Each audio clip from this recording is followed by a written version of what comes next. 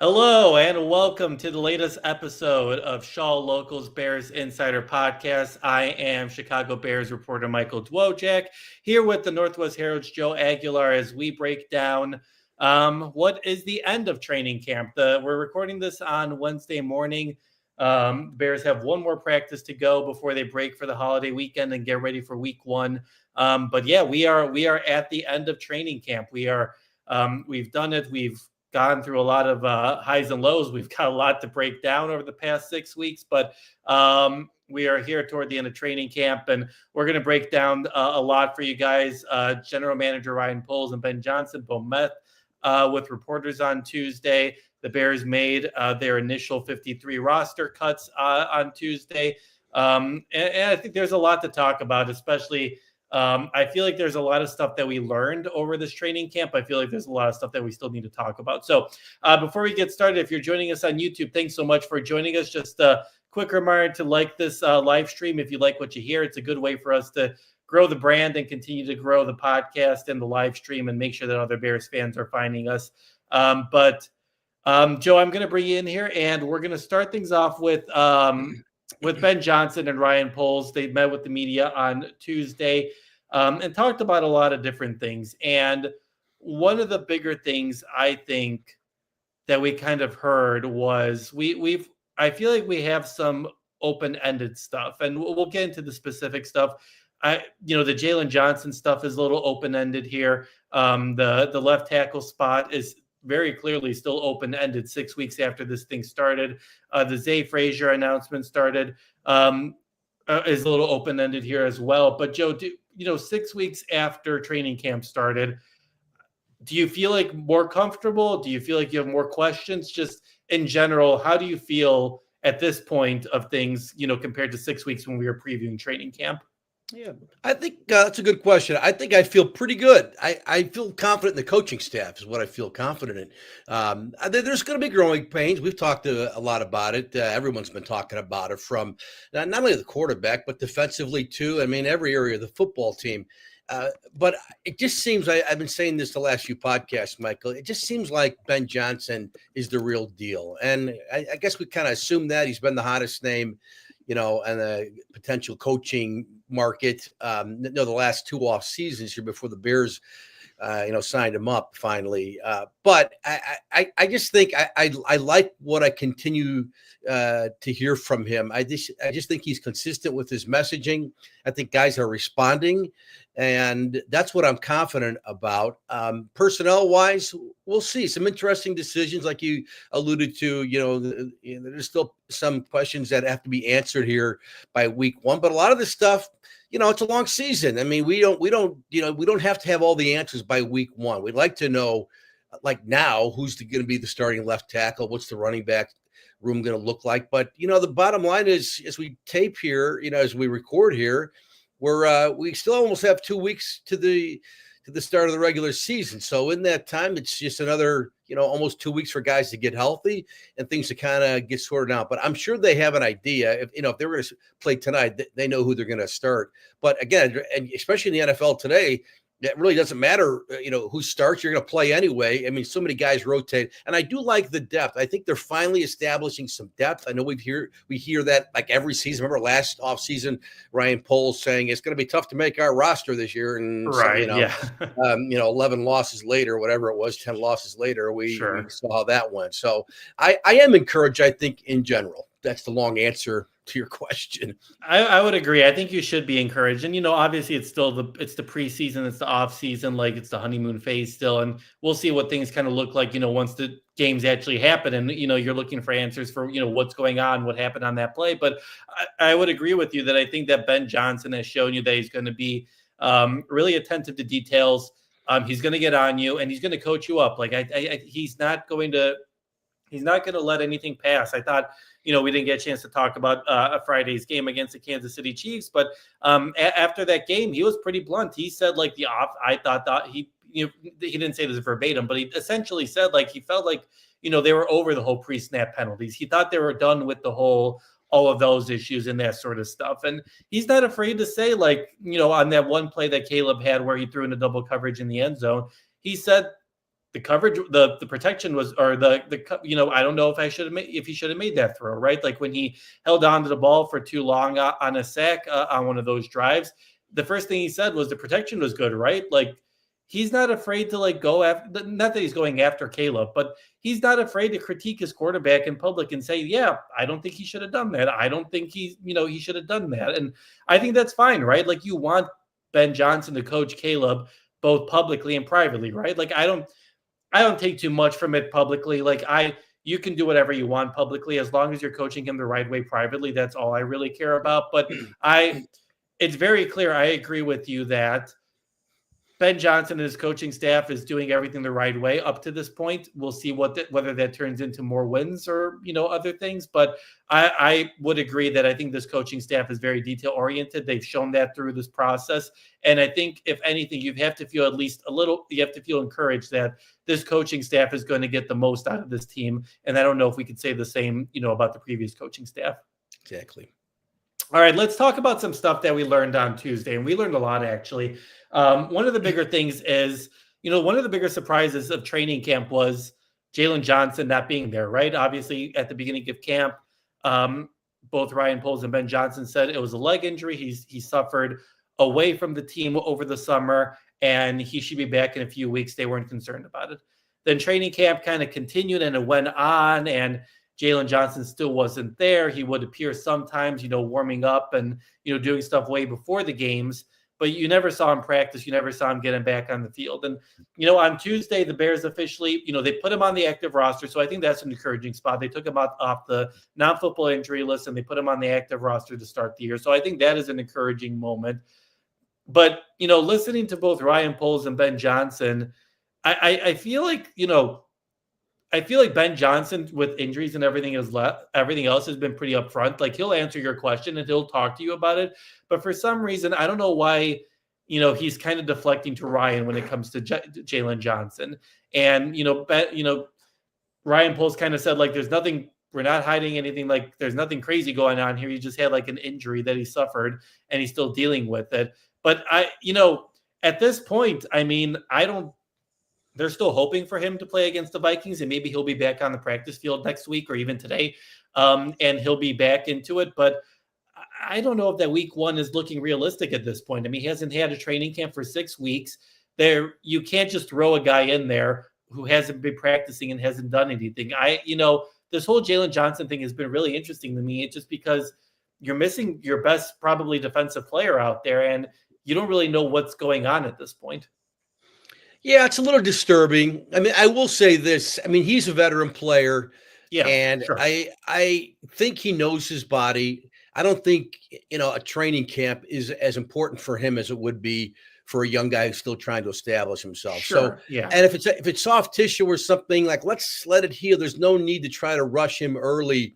Let's say it was even last week he was ready to go, but you want to be precautionary. He's such a vital piece to this football team. We've said, going into the season, he's probably your best player. He's certainly probably the most decorated. He's been to a couple Pro Bowls now. Is it 2 or is it just he should have gone 2 years ago? I can't remember, but we know how good he is as a corner. He's an important part, and you can't look if they have to have him out the first 4 weeks or longer, and that's when I get worried. But I know they got the Vikings and Justin Jefferson week 1. That's my concern. Jefferson is battling a hamstring injury too, so they got to be careful with him. But I'd rather have him miss the opener and then instead of being out for rushing him in and then he's missing multiple weeks after that. So again, I'll give him a little more benefit of the doubt, being a veteran player, and we know what he can do. And corners, I don't know. Maybe you can answer this better, but to me, it's. Corey, you go cover the guy. You got to know what you're doing. He's a smart guy, and he's been around the league for a long time, and he's good at what he does. So I'm not going to push the panic button on that just yet. Yeah, I would agree. And like you mentioned, Ben Johnson talked about, he's a veteran. Obviously, he knows how to get ready for a season. And, it's different for him than it would be for a rookie or anything like that. But, obviously, this is a new defense. Not to dumb it down. Obviously, it's not as simple as, what I'm about to describe. But Dennis Allen's defense in or at the secondary spot in Dennis Allen's defense is your man-to-man coverage. You're sticking on your guy. That's pretty much what the defense is, right? Like sometimes you're going to do it at the line of scrimmage, sometimes you're not, but for the most part, you're sticking on your man, and that you just can't let him get a pass and can't let him get past you. So I would agree with you. I think, if there's a player that you feel comfortable in getting ready and being ready for the moment, despite missing all this time, I would agree it's Jalen Johnson. Who knows? He could be back to practicing next week. They ramp him up a little bit. Maybe he doesn't play the entire game against the season opener against the Vikings, and it turns out to be, maybe he plays 50% of the snaps, splits the snaps with like Nahshon Wright or something like that, and that's how you kind of work him in. But it's just been an interesting process. Just the fact that this kind of came out of nowhere. They didn't really have to talk about or disclose what the injury is for all of training camp.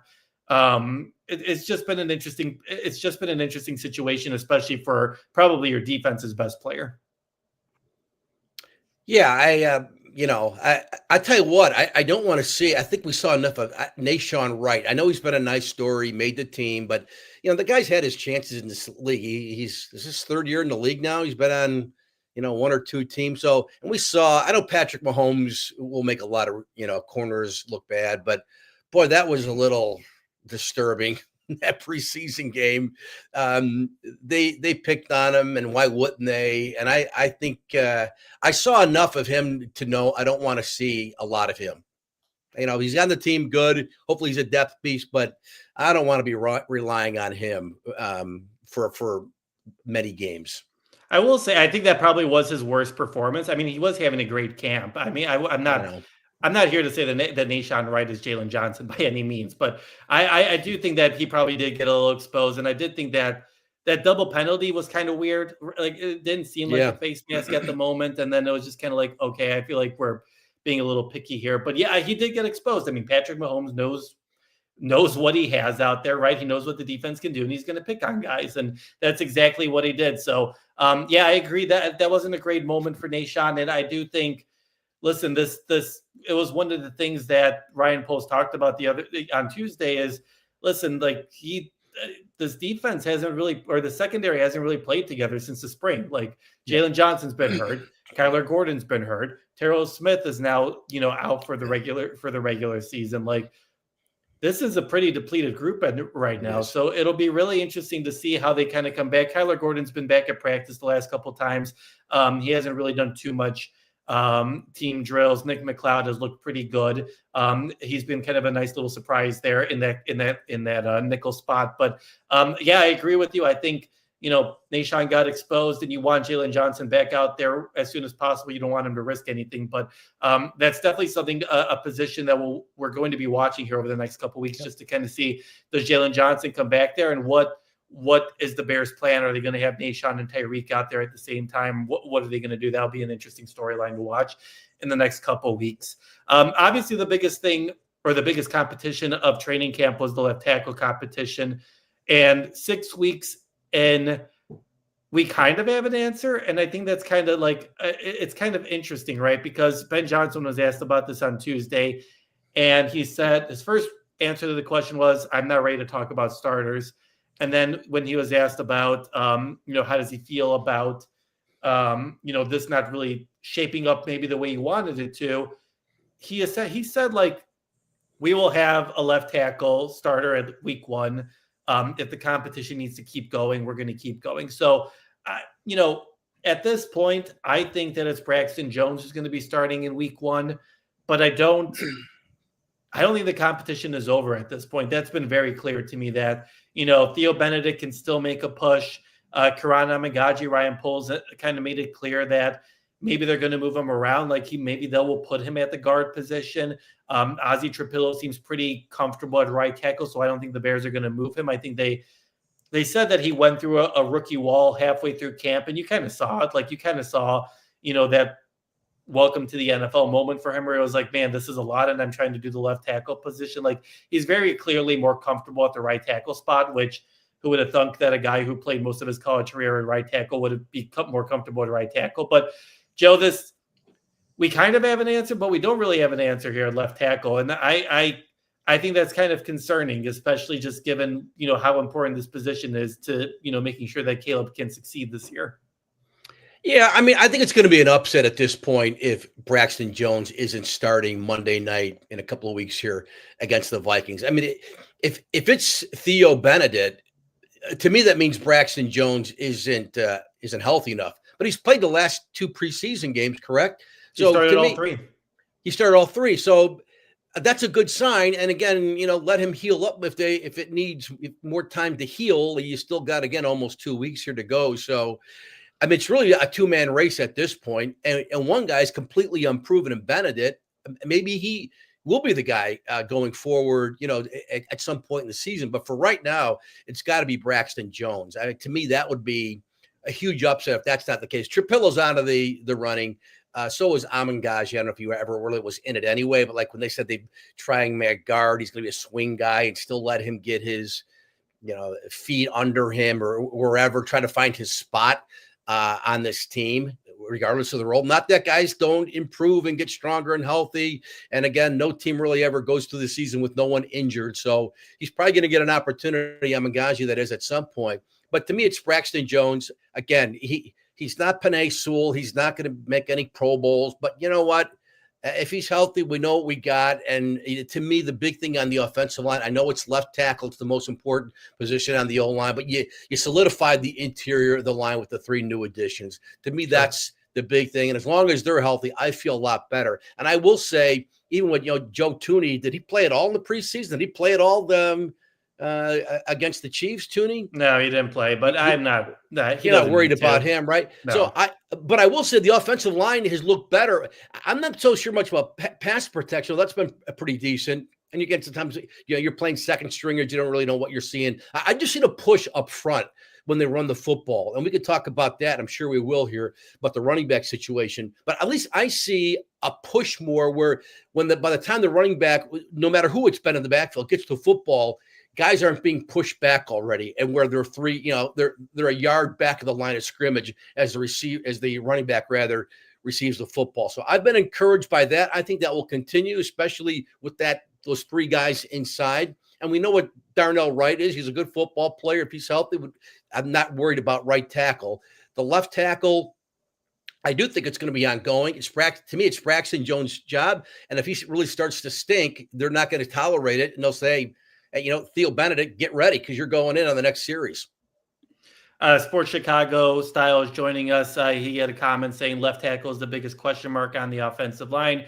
Sure, Braxton will start, but his ceiling isn't high enough to me for a second contract. And I think that's the biggest question, right? Like not only did you want to see if Braxton is going to be, healthy enough to even play this year, but this is a contract year for him and he's got a lot to prove. And I guess the biggest question is, did you get as much as you can out of a 5th round pick out of South Utah, right? And that's not to diminish anything. Obviously, I know, I'm not trying to diminish what Braxton has done up to this point and how well he's played at times. And he's obviously been graded well by Pro Football Focus and other places like that. But he asked a good question where it's like, should you have addressed this issue more than you did? And whether it's the draft, whether it's trades, whether it's free agency, like I think Colston Loveland is going to be a great player. He's going to be a great tight end.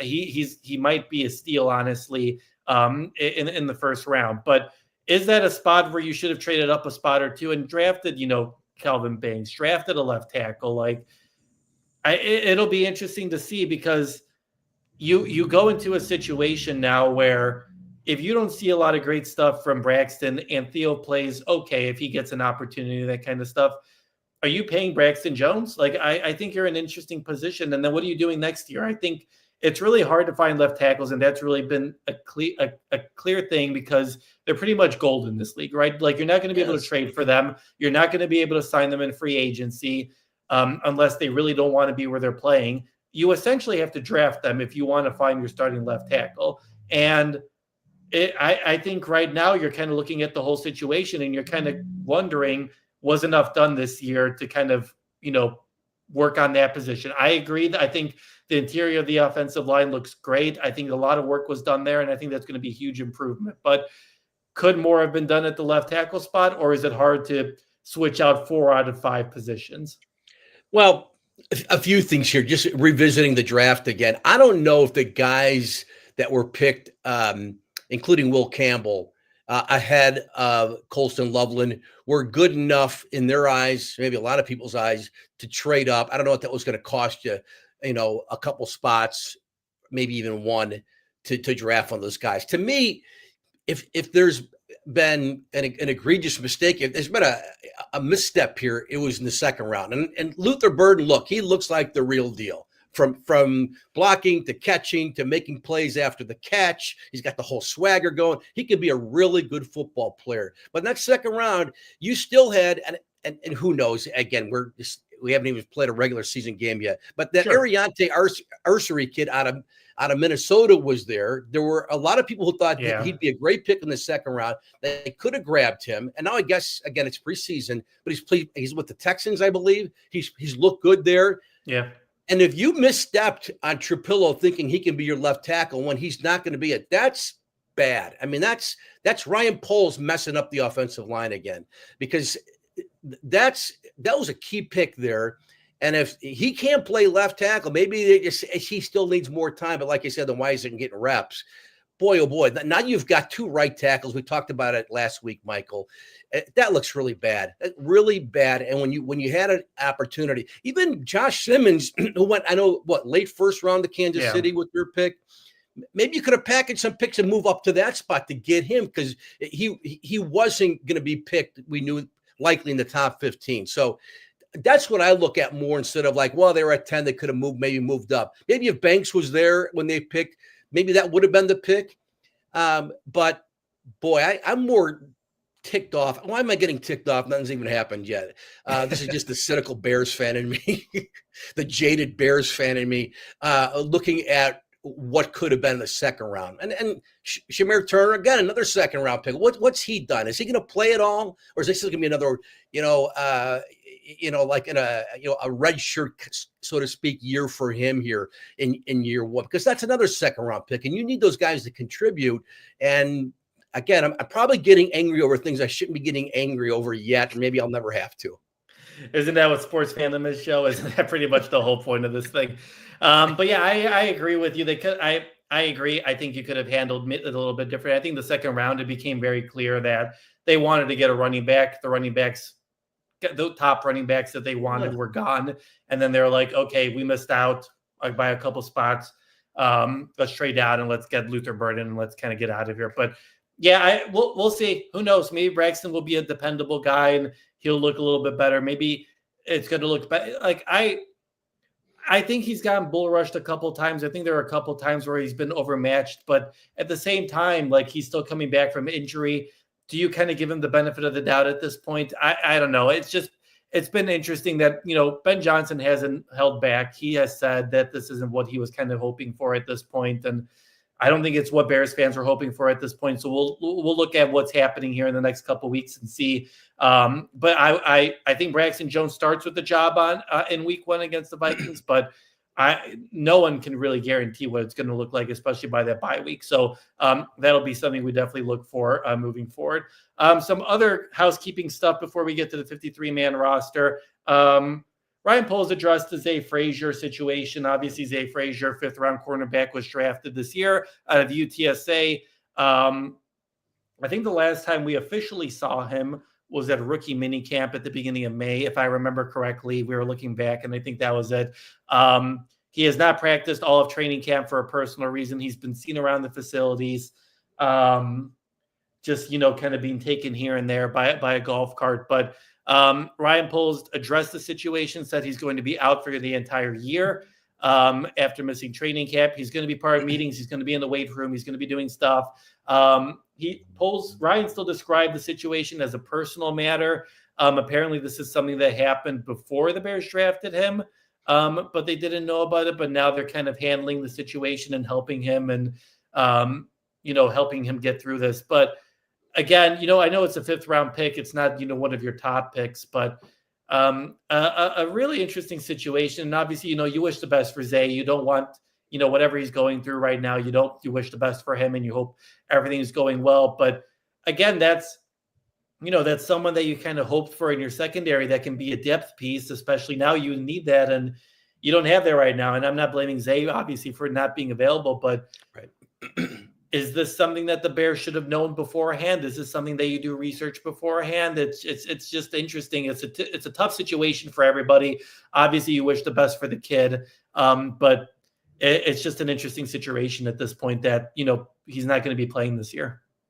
Yeah, it's really disappointing to me. I mean, and look, 5th-round picks. You're not looking to find future Hall of Famers in the 5th round, but it's still a guy you got to start hitting on some of those. And Ryan Poles has had too many misses here in his little 3-year tenure, whatever it's been drafting.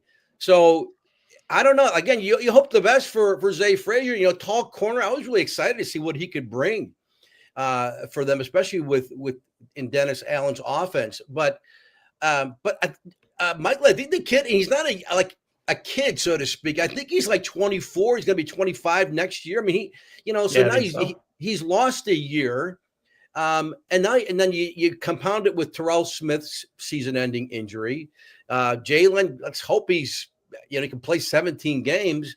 But all of a sudden, your secondary, again, but every team will say this, right? We've talked about it before. If you have 10 good corners, 10 secondary guys, you don't have enough. Right? It's such a position of attrition, and you use them a lot more with nickel packages and stuff back in the old, compared to the old days, you just played 2 corners and the 2 safeties. So, but this secondary room, and even with Jaquan Brisker, I've said it, going back to, the spring about, the concussion issues he's had. Can you count on him for 17 games?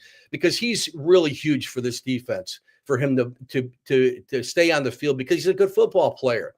But the Zay Frazier thing, and we're all curious. I mean, you think is it something medical? Is it something legal? We don't know. It's none of our business. I get it, but as sports fans, we're curious. And if this is a wasted pick, with all due respect to Zay, and again, we hope the kid as well. But boy, that's another miss. And should they have known? You wonder. I know sometimes. I mean, you're not going to hit on everyone. I can't imagine what it is like, scouting people, all the work that's got to be done with not only skills and what their 40 is and how much they bench press, but everything out of their personal lives, medical. I'm sure it's very difficult when you're scouting as many players as these guys have to scout. Yeah. But I thought that was a big disappointment. Just the news itself that he's going to be gone all year. Because I thought at some point they'd get him back and they'd get him up to speed, and maybe mid-season he's contributing, whether it's on special teams or on downs.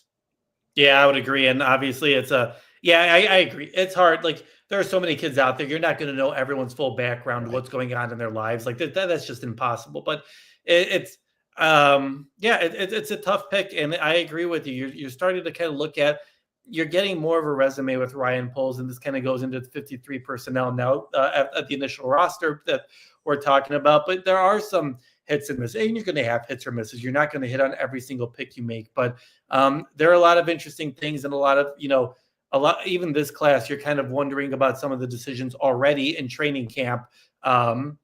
What is it going to look like moving forward? And that's obviously something we'll look forward to in the near future here. All right, let's talk about this initial roster here, Joe. I don't think there was any true surprise here. Let's take a moment. CM started the podcast saying, can you all please join me in a moment of silence for the departed Tyler Scott? Unfortunately, I would agree. I think we kind of saw this one coming. I mean, this wide receiver room is very deep at this point.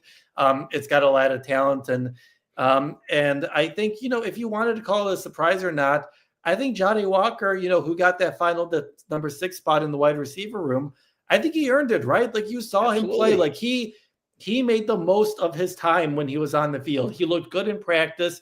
You saw obviously what he did with that game-winning play on that drive against the Kansas City Chiefs. I mean, and Ryan Poles talked about it. Like, we're going to look at competition and production, and now where you were drafted, and that's something that I kind of am glad that they did, because, listen, Johnny Walker, like, he showed that he deserved to be on this team. Like, he took the most of his opportunities, and he can be a playmaker for you if he's going to be a part of your team this year. Well, I'll tell you what, first of all, he's a great story, Johnny Walker. That catch we saw on the sideline on that game-winning drive, I don't care if that was a preseason game. That's probably going to be one of the better catches we see all year from any receiver. I mean, that was as good as it gets. The kid's got good size. He's like 6'3". Yeah. He runs well. I don't know what the knock on him going into the draft was, but I mean, he's done everything you could ask for, and he basically won that spot. He earned that spot. And I got to tell you, Michael, I'm not into hyperbole and all that, but I've been a Bears fan, been watching Bears football for like close to 50 years. I know I only look 50, but I'm not going to go there. But this might be the most depth I've ever seen at wide receiver for a Bears team. This looks like a really legit, how many years forever we've been saying they don't got enough receivers. They don't got enough receivers and not any good ones. But that group with DJ Moore, Roma Dunze, Olamide is a case. I didn't know he was that good, but he's really proven himself. Burton, Duvernay's got a role on this team, and he's proven himself as a good return man, a good, a depth piece at wide receiver. And now Johnny Walker, who looks really good and he earns a spot. He'll probably be inactive week 1 because you can't play everybody. Sure. But no, I really like the depth at wide receiver they have, but I'm so happy for that kid and that dance he did after the touchdown. I mean, come on. He's been doing that one a couple of times now. Yeah. That was so fun. Really a feel-good story, and hopefully he gets an opportunity at some point. Maybe you don't want him to get an opportunity at some point because that means someone went out with an injury or something. But know my point. It's really happy for that young man. Yeah, and I would agree with you. I think even add Cole Kmet and Colston Loveland. The targets are endless on this team. DeAndre Swift, you saw them kind of use him more as a receiver in the Kansas City game. Yeah, I would agree. I obviously my memory doesn't go as far as yours, Joe, but I would agree. This is definitely what was the wide receiver room when Ryan Post took over? Right, it was Darnell Mooney and who else? Right, it was that was pretty much the room he took over, and now this room is definitely better than anything I think I can remember, even during the Cutler years or anything. Jay Cutler would love this. Oh my gosh! Imagine if he had these wide receivers. It would be great. But yeah, I would agree. That room is probably the deepest at this point. The Bears chose to keep 3 quarterbacks, which they haven't done in the past, but I don't hate doing that. Caleb Williams, Tyson Bagent, Case Keenum are going to be your 3 quarterbacks. Ben Johnson talked about it last week. It's probably one of the deeper rooms in the league. I would kind of agree with that. Tyson Bagent has looked great. And Case Keenum looks back like he's coming back from injury. Bears are keeping 3 running backs at this point. They placed Travis Homer on injured reserve to start the year, so he'll miss the first 4 games of the season. They got DeAndre Swift, Roshan Johnson, Kyle Monongai. It was a funny sight at practice on Wednesday, Joe. The Bears had 1 running back taking snaps. DJ Moore took a couple snaps at running back, but it was pretty much, Caleb would hand the ball off to DeAndre Swift, and then Tyson and Case would just hand it over to coaches after because there was no one else to hand the ball over to. So that's kind of an interesting situation, and I think it's something that we're going to look at. I think for them to keep both Roshan and Kyle, I think that kind of means that the Bears are encouraged that they'll be able to get him back on the field pretty soon here. But, with the waivers coming up here, that's going to be coming up here in half an hour with the waiver claims after all the cuts yesterday. I mean, the running back room is definitely one room that you have to address because at this point it's just DeAndre Swift.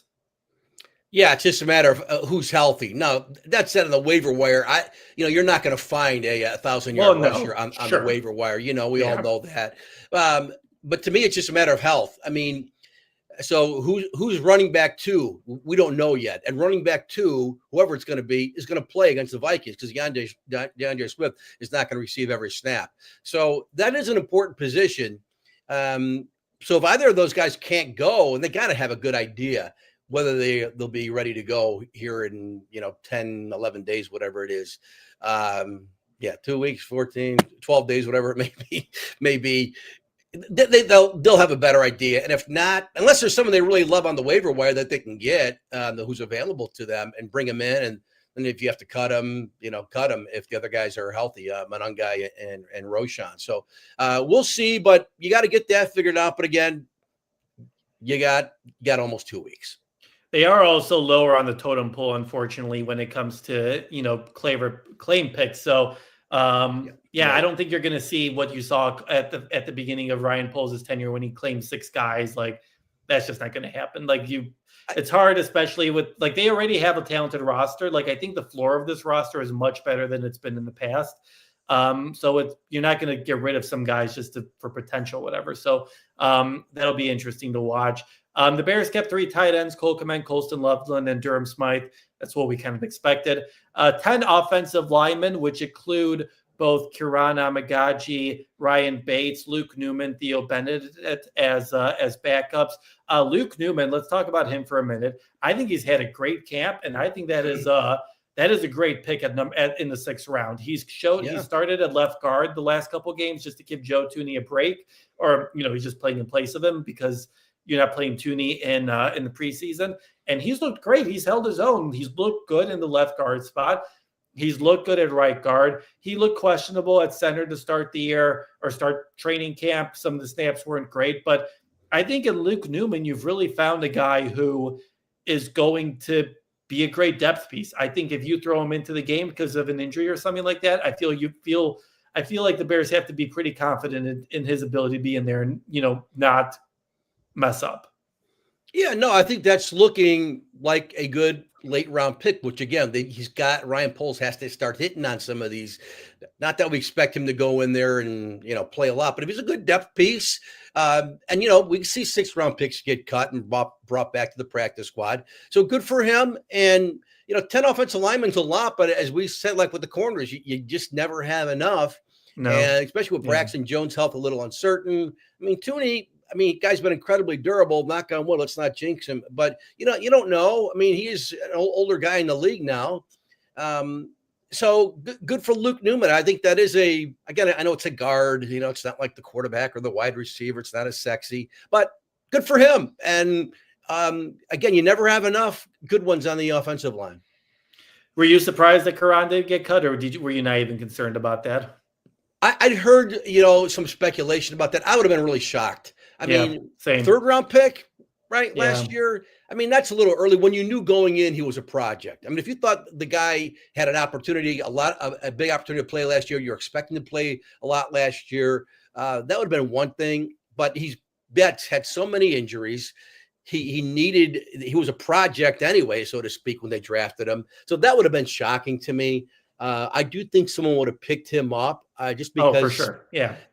So no, I'm not surprised now. A year from now, if we don't see any improvement, if he's still hurt, he still has injuries, whatever, has been able to stay on the practice field, then that's different. But I think it was too early to pull the plug on him. Now, Zach Pickens, as I thought they would, and a lot of people thought they would see him on the waiver wire, and that was the case. But Amengaji, rather. I'm sorry. I thought it would have been too early to pull the plug on him.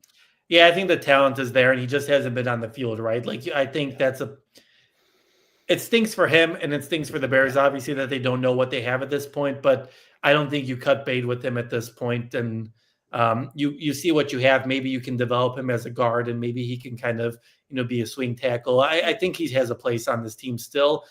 If he gets any opportunity, to practice out there. Sports Chicago Style calling a shot. He's calling Luke Newman a future starting guard. Maybe. That'd be great. If you get a future starting guard out of Luke Newman in the 6th round, then I think you did a heck of a job. And that happens sometimes, right? But obviously he was a Holy Cross kid until he went to Michigan State last year for his lone season. So maybe he was undervalued, underlooked at. But we've seen great things from him so far, and it'll be interesting to see what happens moving forward with him. Defensive tackles, like you mentioned, Joe, the Bears cut bait with Zach Pickens. It didn't work out. 3rd round pick in 2023. Injuries and other stuff he just was never really able to fully take a handle of the position. Grady Jarrett, Javon Dexter, Andrew Billings, Shamar Turner, Chris Williams gets that final spot. I don't feel like there was really a surprise in that group. Yeah. I agree. I do like the depth because, I like big Andrew Billings. I think a lot of people do. Yeah. And, he doesn't have to play every down. He can't play every down. But I like the depth there. Now they got to produce, but at least if and it doesn't mean Grady Jarrett's got to play every snap either at his age. And I But don't think he will. I like that group. We'll see if they can stuff the run and at least apply some interior pressure there and make life easier on your DNs and you guys who are rushing the quarterback. I would definitely agree with that. Defensive end, Montez Sweat, obviously Dayo Odeyingbo. Austin Booker, we're expecting he'll probably miss the next couple weeks. Ben Johnson said after Friday's game. That kind of stings. You really want him to be out there because I think he can really take a big step this year. And Dominique Robinson and Daniel Hardy got the final couple spots. I think that kind of makes sense. And I wanted to ask you, Joe, obviously we'll talk more about this next week when we're like previewing the season and that sort of stuff, but do you feel more encouraged about this pass rush? Or personally, I haven't seen it. I don't think they touched Williams at all, or Williams. They didn't touch Mahomes at all. Obviously he's the magician. He knows how to get out of different situations, but you only had one quarterback hit on him with your starting defense. It was a concern for me heading into training camp, and I don't think I feel much better about the pass rush at this point. Yeah, that was disappointing. That Chiefs game, it's like, oh my gosh, it's 2024 all over again. Here we go again. And again, I know it's Patrick Mahomes, but there was like no pressure. Patrick Mahomes had, if he needed 2 minutes back there to find someone, like he had it, that he was going to have it. So that was discouraging. I don't know how much the Bears showed. You're not trying to, that too. But boy, that I still want to see more out of Montez Sweat. I mean, I think you've said it too, and other people have said it. He's had a good camp, but that guy's paid for production, sacks, namely. Yeah. We got to see more from him. And I don't know what we got in Odeyingbo yet. We'll see. I mean, potential, as we know in every sport, gets coaches fired. We'll see. They made him a priority in the offseason and free agency. Got to see production from him, but that pass rush or lack of it against the Chiefs was a little disturbing because to me, Michael, we talk so much about this offense because that game against the Chiefs looked so much like 2024 where the defense can't stop anybody. They can't get off the field. And before you know it, it's late in the first quarter and you're chasing 17-0. Well, here we go again. And that's unfair to your offense. I mean, that's unfair to the quarterback, but Caleb Williams is the most scrutinized quarterback in the league nationally. It's going to be his fault again. Well, it's not going to be his fault. Get off the field. They got to do this because I don't want to see these 14 deficits right in the first quarter again where you're chasing. And now the pressure is on the throw. And you can't get your running game going. And then the offense can't stay on the field. And now the defense goes out there and on the field for another 10 plays. I mean, we can't have a repeat of that. So the defense could do its offense a big favor by just getting off the field. Yeah, for sure. I think Listen, I think the defensive tackle position has been improved. I think you're going to get a lot more pressure out of there, and I think you're going to get a lot of stuff. You're going to get a lot of pressure out of the middle of the defense, the defensive line. And I think Montez Sweat has looked much better this training camp than he did in the past. He's not injured. He looks like the guy that you kind of paid a lot of money and you traded a second-round pick, and he's going to need support. He can't do it himself. So it'll be interesting to see how Dennis Allen is able to scheme up the fronts, how he's able to create a lot of different looks to confuse opposing quarterbacks. But I don't think I agree with you Friday. You're not going to show what you're going to show in the regular season, but the Kansas City Chiefs weren't doing that either. Right. So it's kind of like, it's kind of one of those situations where you don't want to overreact to a preseason game, especially preseason game number 3. But at the same time, I feel like for most of training camp, we didn't see much of a pass rush at all, other than against the Bears offensive line, which is developing still. So that's definitely something we're going to have to look at as we kind of get ready for the season. Linebacker, Tremaine Edmonds, TJ Edwards, Noah Sewell, Ruben Hippolyte, Carl Jones Jr. Nothing is surprise there. Cornerback, Jalen Johnson, Tarek Stevenson, Kyler Gordon, Nashawn Wright, Nick McLeod, Josh Blackwell, all playing at cornerback. Nick McLeod has looked good in place of Kyler Gordon, so I think that's a good thing to look forward to. If Kyler isn't 100%, I think Nick McLeod has shown you that he can play pretty well. Safeties, Jaquan Brisker, Kevin Byard, Jonathan Owens, Elijah Hicks. Special teams, Cairo Santos is your kicker. Torrey Taylor is your punter, and Scott Daly is your long snapper. Nothing changing there. That's your 53-man roster. So yeah, I would agree. I think Zach Pickens was your biggest surprise, if it was a surprise, but that was your biggest move. Tyler Scott, two of your 23 draft picks, and the running back room. I think those are the biggest things you're kind of looking for now, just to kind of see, are they going to make some additions, some subtractions here, because they got to reinforce some other parts of the roster. Yeah, I wouldn't be surprised. You're always looking to improve your roster. Every team is, even the Chiefs. So maybe you sign a corner depending on who's available. You see the Steelers cut the undrafted kid. I think his first name is Beanie. With like 4 interceptions last year, undrafted kid. They cut him. They put a lot of money into their secondary. Pittsburgh did in the offseason. So I don't know. Maybe there's a kid if they can get him, assuming he's claimed. I don't know what the Bears think of him. But I think the Bears actually picked like 10th in the waiver process. Because they're coming off a stinky year again. So maybe their running back, it really just depends on who's healthy. I don't know if there were any big surprise names with the running backs that were cut yesterday. The Broncos cut one of their guys who I thought they were kind of high on. I read. So I don't know. Again, you're not going to find day one. You better not be looking for day one starters off the waiver wire. We know the Bears aren't a finished product by any means, but still, you don't want that, and that's not going to happen. So, but I wouldn't be surprised if they claim a couple guys again, especially in the defensive backfield, maybe a running back again. But really, what are you going to find? If Roshan and Manungai are healthy, I'm guessing the Bears are happy with that, and as long as one of them is ready to go against the Vikings. Yeah, for sure. Robert's chiming in. One last question before we say goodbye. Sorry I'm late, Joe. Robert, you don't have to apologize if you've already gone over this. But where do you think our weakest positions are, starters and depth? Ryan Poles answered this question yesterday. He said that he feels really confident if I remember correctly, now I'm kind of doubting myself. I think he said the offensive line. He's very big on the offensive line this year and the depth they have and that sort of stuff. But when he answered the question about maybe the position isn't where it needs to be and where he thought it was at the beginning of training camp, he talked about the secondary. And I think mostly because of the injuries, right? Like, you don't know what you have with Jalen Johnson, with Kyler Gordon, Tariq Stevenson. You're still trying to see what you have there, right? Like, so I think there are a lot of big questions about what is it, I think heading into training camp, we're like, this is outside of wide receiver and, maybe tight end. Like, I think this is probably one of your strongest positions. And now I'm kind of like, well, if Jalen doesn't play and Kyler doesn't play, like, and is Tyreek carrying the load? Like, what does this room look like? I think you have a lot of questions with that group now than you did, especially at the beginning of training camp. Yes, that's my biggest concern, the secondary, mainly because of the health. If you're going to tell me Jalen Johnson's going to play 17 games, and so is Kyler Gordon, and so is Jaquan Brisker, or close to that number, I'm good. I think you can get by with that. I think it does help.